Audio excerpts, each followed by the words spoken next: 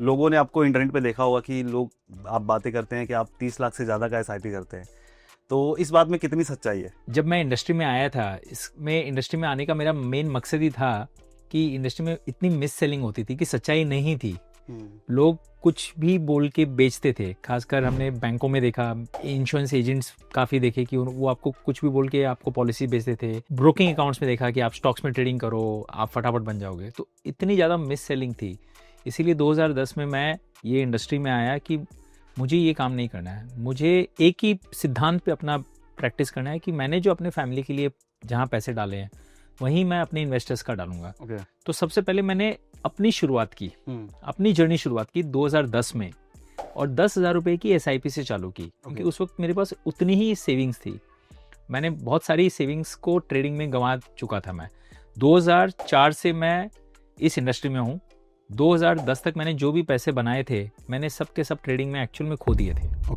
क्योंकि जब मैं 26-27 साल का था तब मुझे लगा कि मैं बहुत फटाफट पैसा बना सकता हूँ। आप मार्केट में रहते हो तो आपको एक ओवर कॉन्फिडेंस आ जाता है, और जब आप यंग होते हो तो ओवर कॉन्फिडेंस सबसे ज़्यादा होता है। जब 24 साल के होते हो तो आपको लगता है अब आपको दुनिया समझ में आ गई है, और जब आप 45 के होते हो, जो आज में हो, तो आपको लगता है आपको कुछ नहीं समझ में आता है, क्योंकि रियलिटी सेट इन होती है।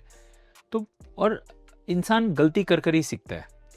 मैंने कई बार देखा है, हम कितने भी पॉडकास्ट कर लें, उसमें से 10% लोग शायद ये पॉडकास्ट देख के सीख पाए और वो गलती ना करें, लेकिन 90% सतीश वो गलती करेंगे ही।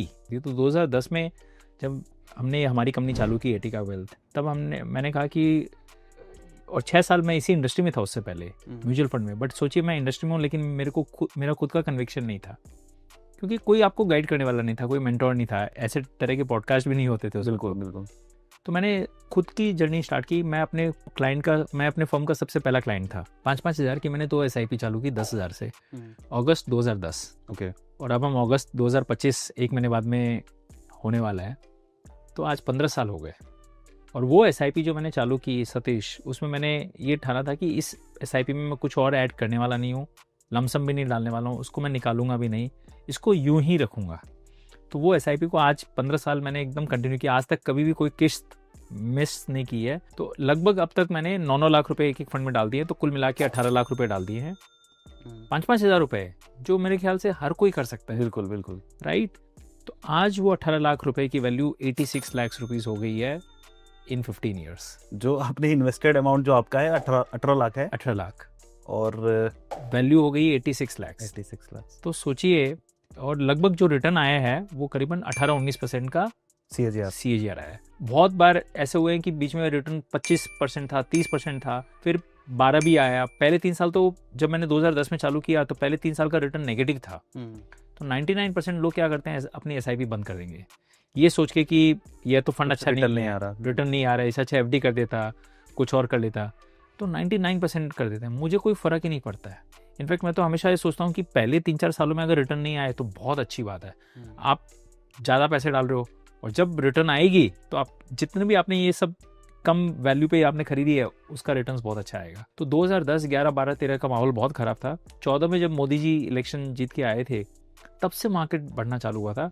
तब तक 4 साल मेरी जो एसआईपीज़ ने लो बाइंग की है, उसके कारण ही आज ये 18-19% का रिटर्न मुझे दिखाई दे रहा है। तो हमेशा मैं लोगों को ये कहता हूँ कि एसआईपी जो एक गेम है, ये इतना बढ़िया इन्वेंशन है कि हर एक आम आदमी भी सोच सकता है। देखिए, जब लमसम आप डालने की सोचते हो तो आप सोचते हो अगर मेरे पास 1 लाख रुपए होंगे तो मैं लमसम डालूंगा, 2 लाख होंगे, 5 लाख होंगे तब शुरू करूंगा।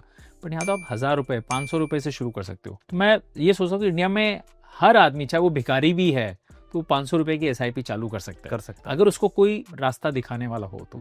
प्रॉब्लम क्या है, आपको समय देना पड़ेगा। कोई भी अच्छी चीज़, आज हम अपने बच्चों को पढ़ाते हैं स्कूल में, 10 साल पढ़ाते हैं तब जाके वो मैट्रिक कर पाते हैं, फिर 5 साल कॉलेज में और पढ़ाते हैं, उसके बाद भी MBA करने जाते हैं, उसके बाद भी और प्रोफेशनल कोर्सेज करते हैं। तो 20-25 साल तो हम खाली लर्निंग में करते हैं, तब जाके कमाई शुरू होती है। उसके बाद भी कोई गारंटी नहीं है कि इसके बाद जॉब लगेगी कि नहीं लगेगी। कोई गारंटी नहीं है, आप एकदम सही कह रहे हो।